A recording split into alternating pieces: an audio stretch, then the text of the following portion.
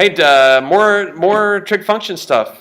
Festive winter light version. Yes, so let's say to be any angle in standard position and let P of xy be any point on the terminal side of the angle except the origin. Whoa, no origin. So not 0, 0, but any other point, we can let R denote the distance from P of xy to the origin. So R is kind of like a radius if we drew a circle. Yes. Yeah, maybe right. that's why they call it R.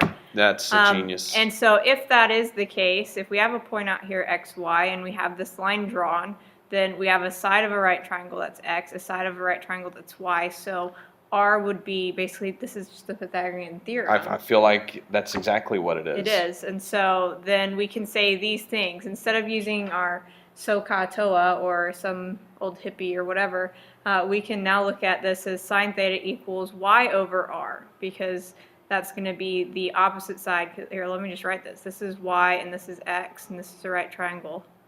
Okay. And this works no matter which quadrant you're in. That's the really cool thing. Right, because what we're using is actually a reference angle right here, which let's call alpha since we've already got a theta.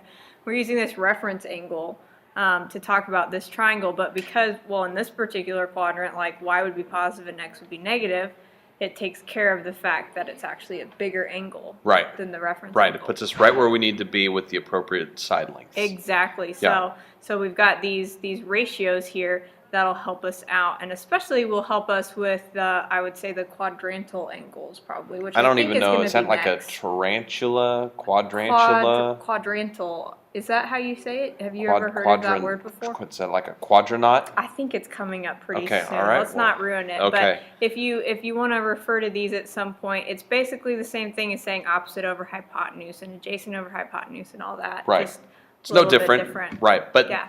But this is going to be super handy for what's coming. So the quicker you can get comfortable with X's and Y's in these positions, the easier trig is going to be for you. Notice that S and Y go together, C and X go together. Alphabetical order, maybe? Yeah. If you put cosine and sine in alphabetical order, then X and Y are also in alphabetical order. And that's pretty important to get the hang of as well. I agree.